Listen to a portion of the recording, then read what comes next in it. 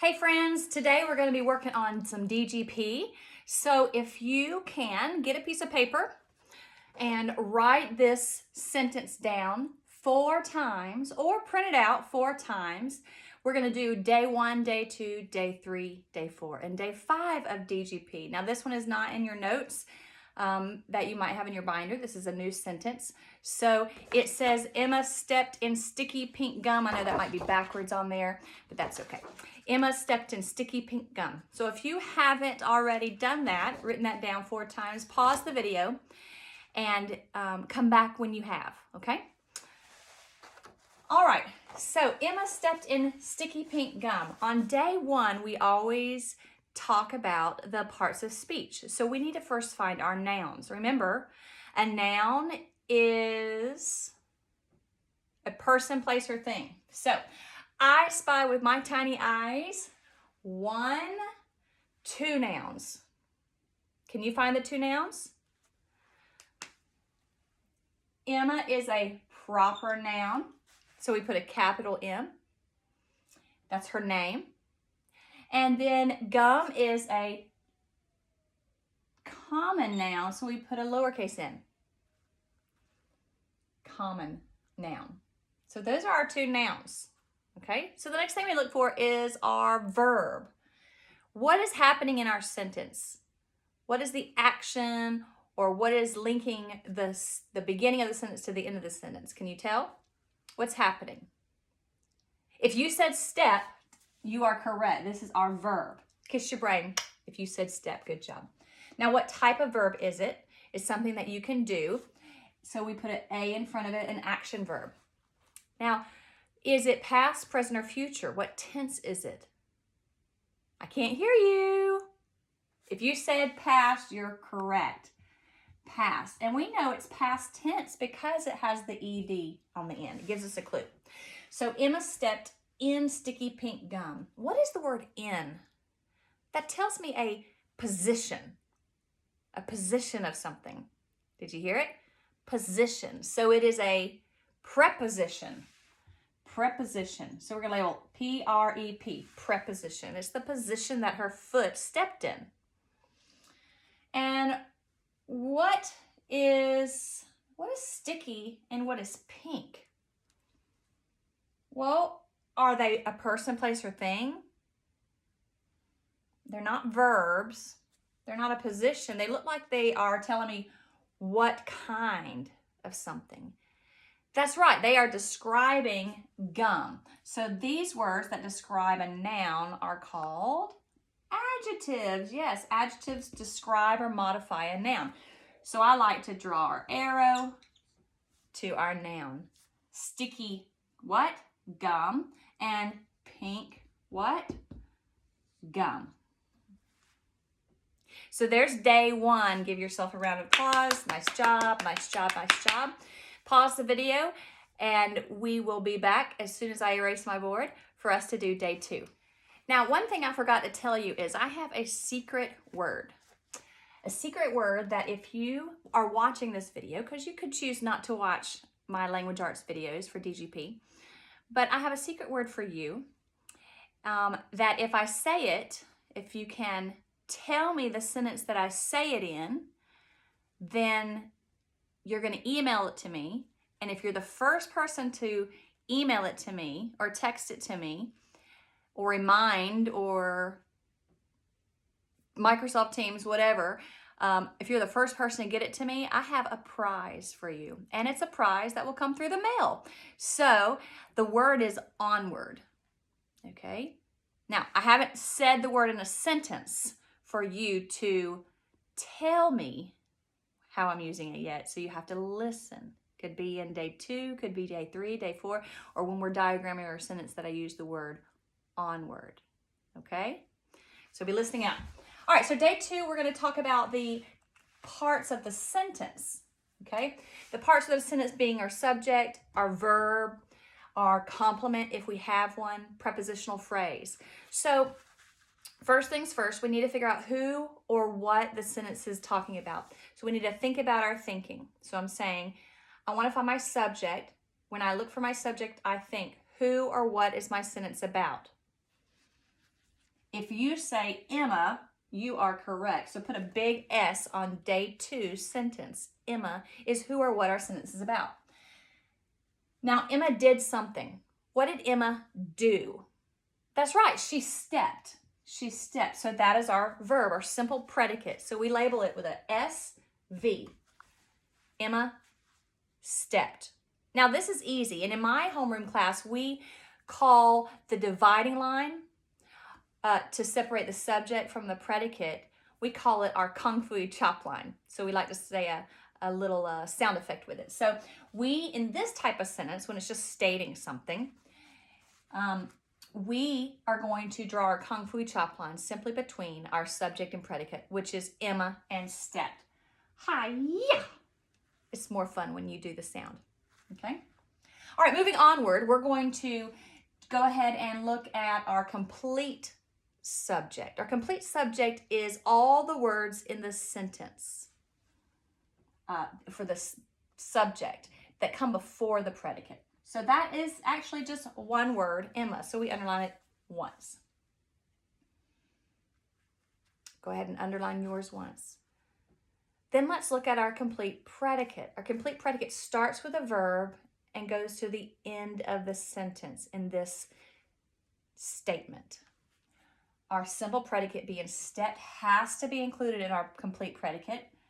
So we're going to underline him twice and then go all the way to the end of the sentence. So our complete predicate then is stepped in sticky pink gum. Okay. Now, did we have a preposition in our first sentence? Yeah, we do. So where did she step? She stepped in. That's the position. So we have a prepositional phrase. If we have a preposition, we have a prepositional phrase. So we start our parentheses in front of that preposition, and we end our parentheses at the first noun we come to. Now we said sticky is an adjective, pink is an adjective, so gum is our noun. So we're going to close our parentheses after here. In sticky pink gum. There's our phrase. But we're still missing one thing. We need to label our object in the preposition. The word object is a dead giveaway. Object is a thing, right? So our object is the noun, and it's always the last word in the phrase. So we're going to label it OP, object. Now, do we have a complement? Subject, predicate, what? No, stepped in gum? Well, we could, but it's part of our prepositional phrase, and you never have a complement in a prepositional phrase. So, because we could pretend that this phrase gets taken out. Emma stepped is your sentence. So we don't actually have a complement here, okay? All right, so pause the video. I'm going to erase my board, and we'll come back to day 3 where we identify the type of sentence and the sentence purpose. Okay, so we're ready for day 3. Remember, you're filling out your paper here to help you understand our sentence better. I'm doing it on the board here to make it easy for me to erase and for you to see. All right, so on day 3, we're looking at the sentence purpose. The sentence purpose is either declarative, interrogative, exclamatory, or imperative. And I've already given you a clue where I said in this type of sentence where we're just making a statement, Emma stepped in sticky pink gum. Are we asking a question? Are we interested in knowing something? No, it's not interrogative. Are we commanding where it's important for someone to do something? No, it's not imperative. Are we exclaiming something with a lot of emotion? No, it's not exclamation or exclamatory, so it's just simply a declarative statement. So we would write DEC, meaning declarative. It's just a simple statement. Okay, now is it a simple or compound sentence? Well, you need to go back to yesterday's sentence, day 2, and look and see how many subjects do we have. You should have written down one subject. How many predicates do we have? That's right, one simple predicate. Do we have any words that connect, like the glue that's holding it together that we call conjunctions? We don't. So in this sentence, this declarative sentence is simply a simple sentence, SS. Okay? We're going to go ahead and do day 4. So I like to do those 2 days together because that's very simple. So let's go ahead and find our capitalization punctuation. Emma stepped in sticky pink gum. I really only see 2 problems here, friends. Can you find them? Right. The first part of the sentence has to be capitalized for 2 reasons. Emma is a proper noun, and we always capitalize names. And second, Emma is the beginning of the sentence, always and forever. Okay, so don't forget to capitalize the beginning of your sentence. Say it with me. Don't forget to capitalize the beginning of your sentences. Good. Okay, so the last thing I see is simply our punctuation at the end. Now, because I labeled it declarative, I'm going to make sure that my punctuation matches it. If I had labeled it exclamatory, then I would have to have an exclamation mark. If I had labeled it interrogative, then it would be a question mark. But today, it is simply a period. So we use our editing marks to insert that period. Okay? All right, we're going to come back for the very last part to complete our diagram. So I'm going to write it up here and give you a chance to draw it as well.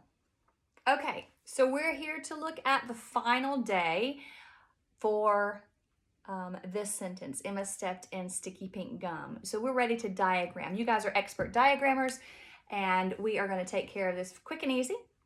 Always, always, always on the left side of our kung fu chop line, we have our simple subject. And on the right side of that, we have our simple predicate. Now, this is simple, okay? Don't make it harder than it has to be. Remember that kung fu chop line on day 2 where we said, hi-ya, right? That's this guy right here, okay? So what word did we put over here on this side of the kung fu chop line? It's going to be Emma. And what did Emma do? Emma stepped. Remember, all you need to make a complete sentence is a subject and predicate. So we have a sentence here. The rest of it is modifiers, words that describe and tell us where or when something happened. All right, Emma stepped. Well, cross those off, because in my class I say you can't use it again. It's like eating an M&M. Once you eat it, you can't get it back. Okay, so we're going to cross it out. We're not going to use it again, okay? So we can only use them one time as well.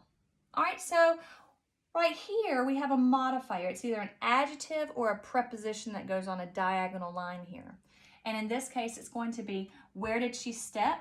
She stepped in. So we're going to write in, okay? In. Emma stepped in what? In what? What did she step in? This is our object. She stepped in gum. That's right, gum. And like I said, the diagonals are modifiers, words that describe. And we have 2 words that describe gum, which are sticky and yellow. I'm just kidding. It's pink. Right, pink gum. Have you ever stepped in gum before?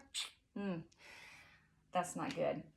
Okay, so we've used all of our words. We've done every single day. Give yourself a pat on the back, take a bow, kiss your brain. You did great. I love you guys, and I'll see you next time.